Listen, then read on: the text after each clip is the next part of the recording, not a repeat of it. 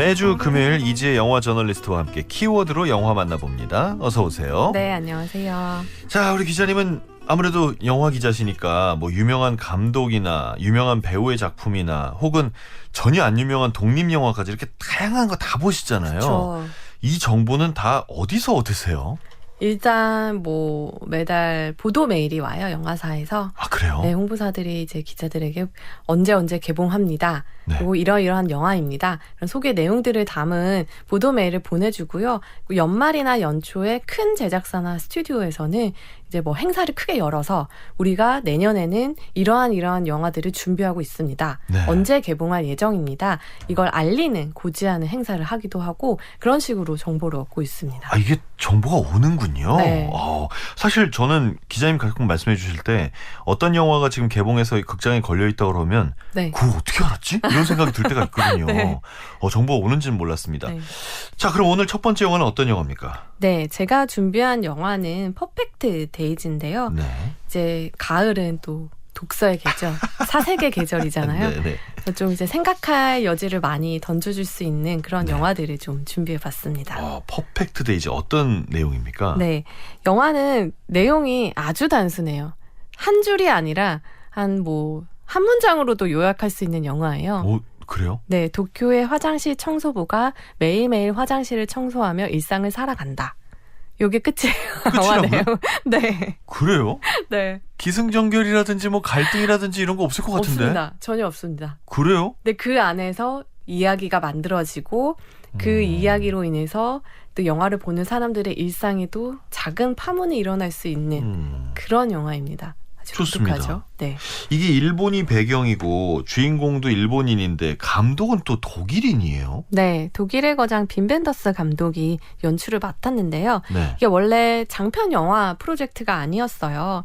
2020년에 도쿄에서 이제 올림픽을 겨냥해서 도쿄 화장실 프로젝트가 진행이 됐어요. 네. 그래서 이제 공공 화장실을 이제 새롭게 이제 디자인하고 재개발한 그런 도시 프로젝트인데요. 네. 이 화장실을 설계한 사람들은 구마갱고, 안도타더 같은 세계적인 건축가들이 이제 참여를 했죠. 그러다 보니까 이걸 또 세계적으로 홍보하고 싶은 거죠. 도쿄시 입장에서는.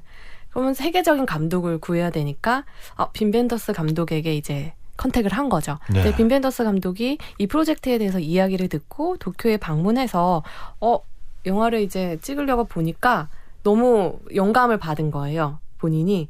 그래서 이제 처음에는 짧은 이제 단편 영화로 제작을 받지만, 내가 장편 극영화를 만들고 싶다라고 본인이 역제안을 해서 탄생하게 된 그런 영화입니다. 그렇군요. 네. 역제안까지 할 정도로 뭔가 강하게 영감을 받았다는 건데, 네. 좋습니다. 이분이 근데 어떤 분인가요? 굉장히 유명한 분인가요? 그렇죠. 네. 일단 독일의 거장뿐만이 아니라 세계적인 거장이고요. 올해 이제 80살 생일을 독일 전체에서 축하를 하고 대통령도 축하를 할 정도로 사랑받는 감독이기도 하고요. 일단 황금 종려상, 감독상, 칸 영화제에서 이미 다 받았고 80년대, 90년대 초반에 아마 들으시는 분들이 가장 익숙할 영화는 베를린 천사의 시라는 영화로 칸 영화제에서 감독상을 수상했는데 기억나요. 네, 이 영화가 또 할리우드에서 맥 라이언 주연으로 시티 오브 엔젤이라는 영화로 리메이크 되기도 했어요. 아마 시티 오브 엔젤을 더 많이 보셨을 것 같아요. 그게 이거 리메이크입니까? 네. 영화 분위기는 많이 다른데. 로스앤젤레스에서 네. 나오는 영화? 맞아요. 아, 그래요? 네.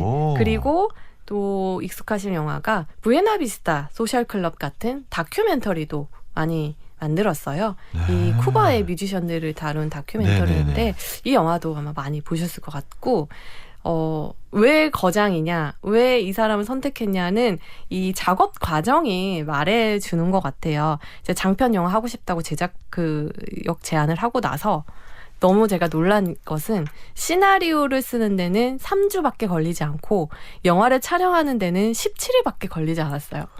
아니 시나리오가 없다면서요. 그냥 거기서 이제 일본에서 영감을 받아서 3주 만에 이제 쓰고 더 놀라운 것은 이 장편 영화를 찍는데 17일밖에 걸리지 않아요. 단편 영화도 17일 안에 찍기 쉽지 않거든요. 아니 근데 정말 거장이다. 대본이 뭐 없대면서요. 뭐 갈등도 없고 뭐 네. 그러면 뭐 자 청소하세요. 그리고 이게 쭉 찍는 거 아닌가요? 아, 제가 너무 쉽게 얘기하는 걸 수도 있는데. 영화를 보시면 아 그래요? 그렇지 않다라는 그래요? 것을 네, 아실 수 있습니다. 알겠습니다. 독일의 거장 감독이 일본의 공공 화장실을 주제로 만든 영화. 네. 내용은 뭡니까? 네. 일단 주인공은 도쿄 화장실 청소부 히라야마인데요. 이 사람의 매일 똑같은 일과를 보여줘요, 영화는. 네. 일단 아침에 일어나서 화장실을 청소하고 집으로 돌아와서 쉰다. 그리고 여가 시간에는 주로 헌책방에서 산 중고 문고본을 읽고 아니면 뭐 손때 묻은 책을 읽으면서 카세트 테이프로 음악을 듣고 네. 아니면 산책을 나가서 필름 카메라로 사진을 찍으면서 순간을 기록해요. 그게 그의 일상이 다예요. 근데 이렇게 변화 없는 매일이 계속 이어져요. 그러니까 관객 입장에서는 처음에 좀 당황할 수도 있어요. 계속 똑같은 장면들이 이어지니까 뭐지? 내가 잘못 극장에 들어왔나? 라는 생각을 처음에 하실 수도 있을 정도인데 어느 날 갑자기 이제 조카가 나타나요. 그로 인해서 히라야마의 일상에는 또 잔잔한 파문이 일어나게 됩니다. 조카가 나타나는데 왜 문제가 생기죠? 문제라기보다는 히라야마의 이 평화로웠던 마음에 돌이 하나 던져지는 거죠. 그걸 이 사람이 일상에서 어떻게 풀어나가는지를 보여주는 거죠. 좋습니다. 뭔가 이렇게 루틴하게 움직이는 게 편한 사람들은 그 루틴이 깨지는 걸 굉장히 불편해하잖아요. 맞아요. 그게 문제가 되는 겁니까? 약간 그런 경향도 조금 있지만 그것보다는 이 조카의 존재 자체가 과거와 단절해서 살고 있는 히라야마에게 과거를 떠올리게 하는 존재이거든요. 근데 이 과거가 무엇인지 히라야마가 왜 과거와 단절한 채 이런 새로운 일상을 살고 있는지는 영화 안에서 나오지가 않아요. 보통 이렇게 되면 그게 뭔지 그게 반전처럼 굉장히 중요하게 다뤄지는데 네네. 그거에 대해서 영화는 설명하지 않고 그럼 이제 마음에 파문이 일어난 히라야마가 다시 어떻게 본인의 일상의 루틴으로 돌아오는지를 더 주목하고 있습니다. 말하자면 그건 안 중요해. 네. 이 사람이 일상이 깨졌다는 게 중요해. 이런 거군요. 네. 궁금합니다. 자, 이 사람의 어떤 그 루틴들이 네. 아날로그한 것들이 많잖아요. 뭐 네. 카세트 테이프나 뭐 필름 카메라나 그쵸. 이런 것들은 어떻게 보여지나요? 이 사람이 얼마나 순간을 기록하고 그것을 보관하는 방식이 현재 다른 사람들과 다른지를 보여주는 장치죠. 일단 카세트 테이프로 음악을 듣는다. 요즘에는 다 그냥 파일 형태로 그냥 이렇게 뭐 아니면 스트리밍 형태로 맞아요. 네. 듣는데 카세트 테이프라는 물리적인 이제 도구가 필요한 거예요. 그건 그 음악이 아니면 다른 음악은 알고리즘을 통해서 들을 수 없다라는 거죠. 그러니까 자기가 늘 네. 들어왔던 그것만 듣고 또 필름 카메라로 사진을 찍는다. 요즘에는 그냥 핸드폰으로 찍고 필요 없으면 지우고 네. 굉장히 순간적으로 이루어지는 과정인데 필름 카메라로 내가 어떤 순간을 남기고 싶다 하면 사진을 찍고 그것을 현상화하고 사진이 이제 인화돼서 나오면 그걸 또 물리적으로 보관할 공간과 장소가 필요한 거죠. 근데 그런 지난하고 어떻게 보면 귀찮을 수 있는 과정들을 이 사람은 즐기고 있다라는 거죠. 그러니까 어떻게 보면 삶을 대하는 속도감이 다른 사람들과는 다른 거죠. 다른 사람들보다는 현저히 느리고 불편함을 감수하는 그런 인물이라는 것을 이 사람이 즐기는 아날로그한 도구들을 통해서 알 수 있습니다. 이게 고루하게 느껴질 수도 있는데 네. 고루하기보다는 어떤 그 유일성을 더 강조하는 느낌으로 네. 보여지나요? 그렇게도 볼 수 있고요. 일단 이 사람이 되게 느린 사람.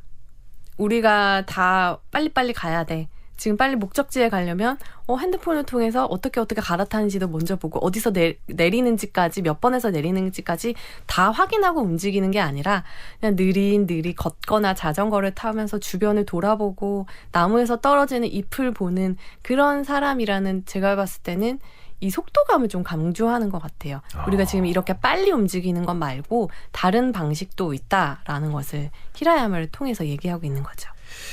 이분이 이제 스토리가 사실 별게 없기 때문에 네. 어떤 촬영하는 그 영상미나 뭐 조명이나 이런 네. 거를 많이 신경 쓰셨겠네요. 네, 이 영화의 굉장히 중요한 테마 중에 하나가 고모레비예요. 고모레비가 일본어로 흔들리는 나뭇잎 사이로 일렁이는 햇살을 말하는데요. 이걸 필름 카메라로 굉장히 자주 찍고 본인도 이제 일을 하다가 잠깐 짬이 나서 쉴 때는 항상 나무가 있는 곳에 가서 그 나뭇잎 사이로 일렁이는 햇살을 바라보고 쉼을 찾거든요. 네. 그러니까 마치 그 모습을 보고 있으면 명상을 하는 것 같아요. 그래서 이 영화 전체가 영화를 보는 이로 하여금 영화를 통해서도 명상이 가능하구나라는 것을 느끼게 하는데 그게 가장 잘 발현되는 순간이 이 고모레비 순간인 거죠. 아주 어울리지 않는 제목까지 있습니다. 이 영화의 제목이 퍼펙트 데이즈니까 네. 도대체 뭐가 그렇게 퍼펙트할까가 궁금해지기도 합니다. 자, 음악 한번 들어보시죠. 퍼펙트 데이즈의 삽입곡입니다. Perfect Day, 루 리드의 노래입니다. 퍼펙트 데이즈의 오리지널 사운드트랙 가운데 퍼펙트 데이 함께 들으셨습니다. 자, 이지혜 씨의 토크, 오늘은 첫 번째 영화로 퍼펙트 데이즈 이야기를 나누고 있습니다. 이분이 아주 좀 지루할 정도로 매일매일이 규칙적으로 똑같이 흘러간다 그랬으니까 네. 이게 영화를 볼 때 좀 지루하진 않습니까? 전혀 그렇지가 않습니다. 일단 그래요? 화면만 봐도 마음이 편안해지고 아름답기 때문에 지루하다라는 감성을 느끼기보다는 그 안에서 내가 좀 생각할 수 있는 자리들이 계속 생겨나고요.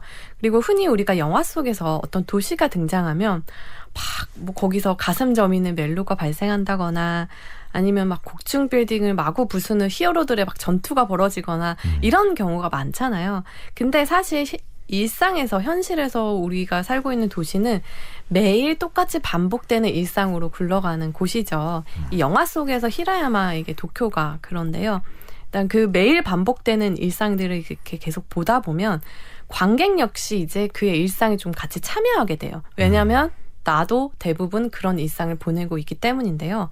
근데 히라야마를 보고 있으면 화장실을 청소하다가도 문득 나뭇잎을 보면서 생각에 잠기고 또 꿈에서 나온 뭐 책 속 풍경 같은 것들을 다시 한번 이제 되새김질하면서 아주 사소한 것들이지만 소중히 여기거든요. 그러니까 일상 예술가라고 부를 수 있을 것 같아요. 일상 예술. 그의 반복이 단순히 루틴이 아니라 그것들을 통해서 의미를 길어내려고 애쓰는 이 히라야마를 보고 있으면 그래, 저것도 예술의 경지일 수 있겠다라는 생각이 들고 이 사람의 계속 반복되는 일상을 보다 보면 그렇다면 우리는 우리의 반복되는 일상 속에서 어떤 의미를 길어 올릴 수 있을까 생각하게 되거든요. 저는 그 지점이 굉장히 대단한 부분이라고 생각해요. 영화를 보면서 현실과 동떨어진 것에서 재미를 느끼는 시간도 충분히 의미 있지만 이것이 나의 삶의 어떤 변화, 작게는 나의 일상에서 무엇을 찾아가야 될지에 대한 생각의 단초를 제공한다는 건 쉽지 않은 일이거든요. 일상에서 무엇을 찾는가. 그런데 이 사람은 이제 일상에서 자기 좋아하는 걸 찾으면서 행복하게 살고 있는데 이제 조카가 뻥 나타나는 거잖아요. 그러면 어떻게 사건 사고로 끌려 들어갑니까? 전혀 또 그렇게 되지 않고 오히려 조카가 이 히라야마의 일상에 휩쓸려요. 이제 어린 조카를 혼자 집에 둘 수가 없으니까 같이 카세트 테이프 듣고 같이 이제 데리고 다니는 거거든요. 정말로? 일할 때 청소하고 막 이럴 때 뭐 이제 조카에는 막 핸드폰도 들고 다니고 10대 소녀니까 얼마나 빨리빨리 살고 있었겠어요. 근데 히라야마를 보니까 처음에는 이상하죠. 막 일하다가 막 나무 보고 서 있고 말도 히라야마는 대사도 거의 없거든요. 말도 안 하고 옆에서 봤을 때 좀 멍하니 있는 것 같고 이런데 점점 그의 일상에 동화되기 시작해요. 오히려 조카로 인해서 히라야마 마음속에서는 어떤 파문이 일어나고 있지만 조카 역시 히라야마의 이 속도감에 함께 이제 젖어가는 모습을 보여주는 거죠. 이렇게 대사도 없고 네. 뭐 그냥 하는 일만 반복하는데 마음이 느껴져야 되고 이거 배우들이 엄청 힘들었겠는데요? 배우들은 힘들지만 아마 그 안에서 자기가 오히려 더 운신의 폭이 커졌을 것 같아요. 이 히라야마를 연기한 야쿠쇼 코지 같은 경우에는 일본의 국민 배우다라는 평을 듣는 배우인데 이 영화에서 내내 정말 히라야마가 된 그 자체를 보여주다가 엔딩 씬이 있거든요. 네네. 여기서 계속 쌓아왔던 그 잔잔한 에너지들이 어마어마한 크기로 터져서 폭발하는 연기가 있어요. 씬 자체에는 아무런 뭐 갈등이나 이런 상황이 아닌데 거기에서 이 사람이 얼마나 평화로워 보였지만 그 안에 꾹꾹 누르고 있었던 과거의 상처와 갈등이 있었는지 그것이 마지막 그 장면을 통해서 한 10초 정도 되는 장면이거든요. 히라야마가 우는지 웃는지 알 수 없는 얼굴로 그 감정을 연기를 하는데 거기에서 우리는 이 사람의 과거에 대해서도 짐작하고 알 수 있게 되는 거죠. 영화 안에서는 전혀 설명이 되지 않았는데 배우의 연기만으로 이야기로 설명할 수 없는 연기의 힘으로 전달되는 영화의 메시지가 있습니다. 이야, 알겠습니다. 이 영화가 말하는 퍼펙트 데이가 뭘까요? 저는 아까 반전 제목이라고 하신 게 좀 정확한 지적인 게 우리가 완벽한 하루를 생각해보면 막 어디 좋은 데 가서 내가 평소에 하지 않았던 멋있는 사람을 만난다거나 생각지도 못했던 행운을 얻는 그런 걸 퍼펙트 데이라고 생각하기 쉬운데 그렇지가 않다라는 것을 보여주죠.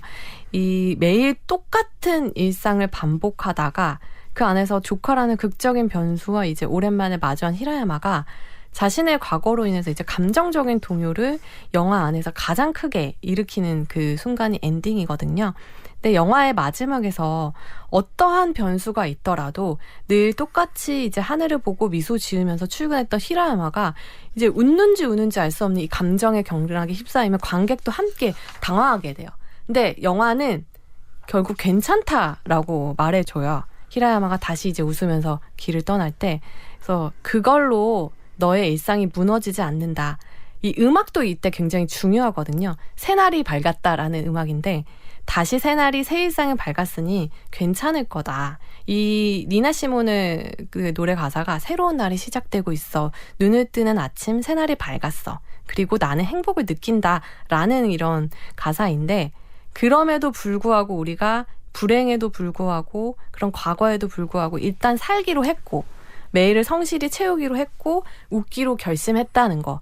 그것이 아마 굉장히 지리하고 어떻게 보면 또 고통스러울 수 있는 우리 일상에서 의미를 길러 올리는 가장 효과적인 방법이 아닐까. 이 영화가 그래서 어떻게 보면 일상을 살고 있는 정말 많은 사람들에게 응원을 하고 있다라는 느낌을 저는 마지막에 받았거든요. 어쨌든 우리가 이 일상을 반복하기로 결심했다라는 그 순간에 정말 예술적인 의지가 담겨 있다라는 것을 이 히라야마를 통해서 알 수 있습니다. 근데 이 영화가 첫 번째로 기획이 될 때가 도쿄 네. 화장실 프로젝트에서 기획된 거잖아요. 네. 그럼 어쨌거나 도쿄 화장실이 매우 좋다는 걸 보여줘야 하는 목적도 있는 거 아닙니까? 너무나 잘 수행하고 있습니다. 아, 그 그래요? 목적을. 히라야마가 도쿄 화장실 청소부잖아요. 네. 그 리모델링된 화장실들을 이제 돌아다니면서 청소를 하는데 화장실이 맞나? 저 우주선 아니야? 저 통나무집 아니야? 정말 독특한 디자인의 최첨단 화장실들이 총 출동을 하거든요. 그래서 아마 그거를 보시는 것도 또 다른 재미가 되지 않을까 싶어요. 그 목적에 아주 충실합니다. 말씀 들으면서 저는 그 소설이 생각났어요. 운수 좋은 날. 뭐가 퍼펙트 데이인가라는 말씀에 네. 운수 좋은 날하고 메시지가 그럴 수도 있겠네요. 연결되기도 하네라는 네네. 생각이 들었습니다. 자, 퍼펙트 데이즈에서 뽑은 두 번째 영화 뭔가요? 네, 영화 패터슨인데요. 이 퍼펙트 데이즈를 보시고 패터슨을 보시면 뭐야 같은 감독이 만들었어? 라는 생각이 드실 정도로 주제와 그것을 풀어내는 과정이 유사성을 가지고 있는 영화인데 이 영화는 짐 자무시 감독이 만들었고요.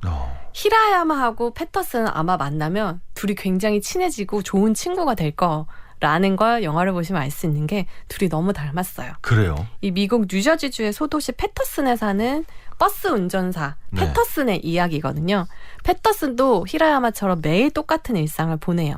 버스 운전하러 갔다가 일을 마치면 아내와 저녁을 먹고 애완견 산책시키고 동네 바에 들러서 맥주 한잔하는 이 하루가 영화에서 계속 반복돼요.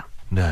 근데 히라야마가 이제 뭐 사진을 찍고 음악을 들었던 것처럼 패터슨은 이 일상의 기록들을 이제 시를 쓰는 것으로 이제 기록을 하는 거죠. 네. 그래서 이 지루한 일상에서 운율을 발견하는 법을 깨달은 그런 인물이라고 볼 수 있습니다. 운율을 네. 발견한다. 네.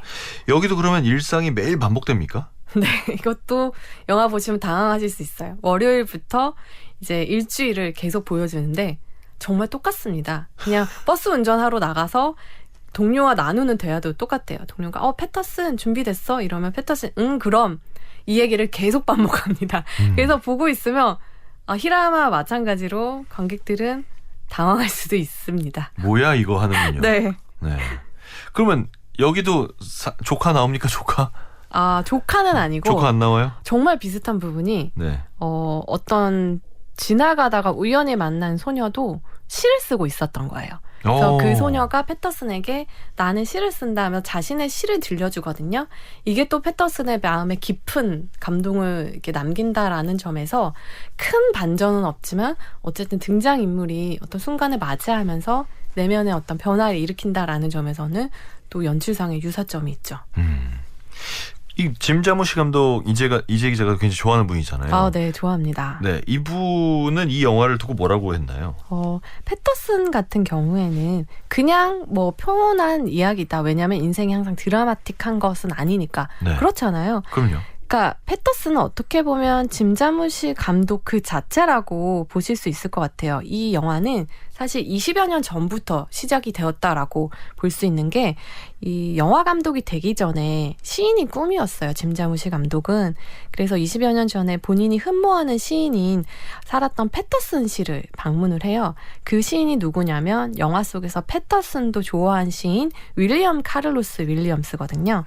그래서 그 패터슨에 가서 이 윌리엄의 시를 이제 음미하면서 이 도시를 살펴보니까 문득 그런 패터슨에 살면서 시를 쓰는 어떤 노동자에 대한 이야기를 영화를 만들어 보면 어떨까라고 생각하기 시작했대요. 그러면서 이제 계속 생각했던 것들이 그러면 어떤 노동자이면 좋을까? 버스 기사가 어떨까? 왜냐하면 짐 자무시 감독은 이제 높은 자리에 앉아서 바깥 풍경을 바라보는 것을 좋아해서 버스 타고 다니는 걸 굉장히 즐기는데요. 버스가 좀 그렇죠. 네, 그래서 버스 운전사라는 직업이 도시를 이제 탐험하면서 여러 가지 이미지들을 발견하고 다양한 사람들의 이야기를 들을 수 있는 그런 직업이잖아요.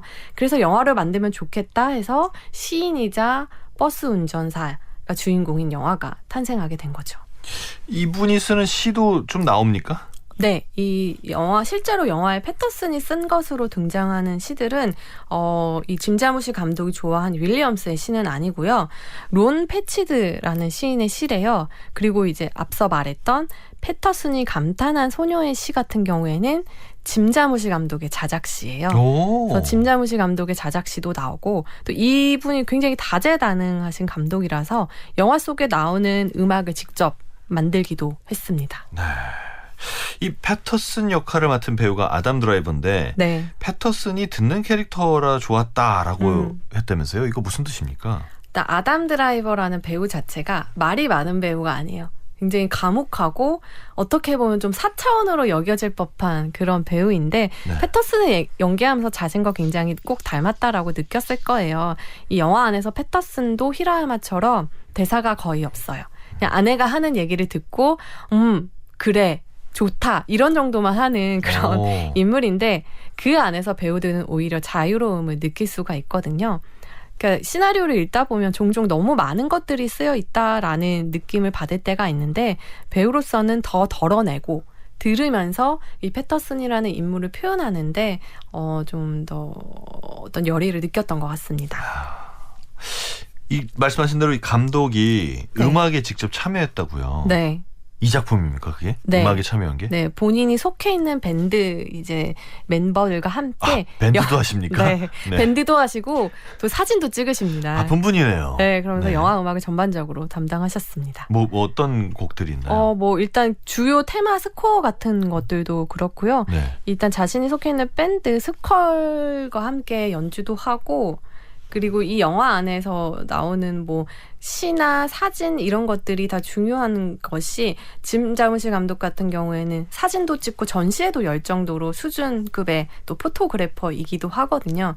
그러니까 정말로 종합 예술인의 종합 예술인 거죠.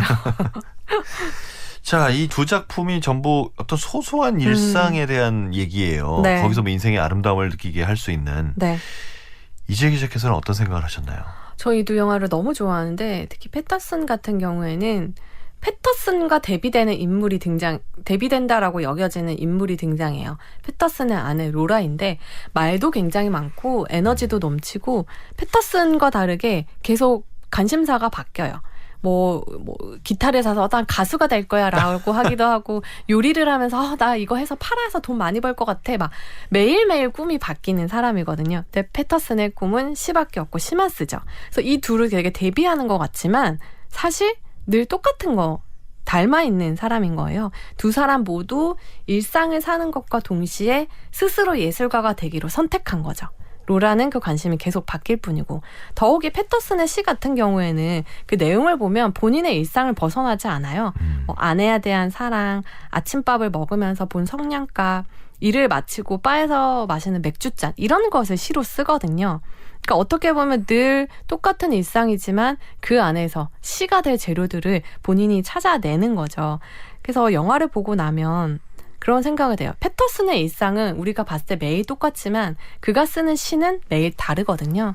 그래서 우리든 제가 좋았던 부분은 이 두 영화 모두 보고 나면 내 안에 뭔가가 움트는 게 느껴져요. 그래요. 나의 일상도 혹시 저렇게 다른 의미를 길어낼 수 있지 않을까? 그러니까 짐 자무시 감독 역시 그렇게 이제 수많은 평범한 일상들을 응원하고 싶었던 게 아닐까라는 생각이 듭니다. 알겠습니다. 자, 오늘은 빔 벤더스 감독의 퍼펙트 데이즈 그리고 짐 자무시 감독의 패터슨 두 영화를 이지의 시네토크에서 소개해드렸습니다. 오늘 말씀 감사합니다. 네, 감사합니다. 저희가 오늘 준비한 순서는 여기까지입니다. 때론 빈 페이지가 가장 많은 가능성을 선사하지요. 영화 패터슨 속의 대사 남겨드리면서 끝곡 띄워드립니다. 이 영화의 오리지널 사운드트랙 가운데 Blue and Gray 스퀄의 연주입니다. 이 곡과 함께 인사드릴게요. 지금까지 한석준이었고요. 다음 주 월요일 오전 11시 문화시대에서 기다리겠습니다.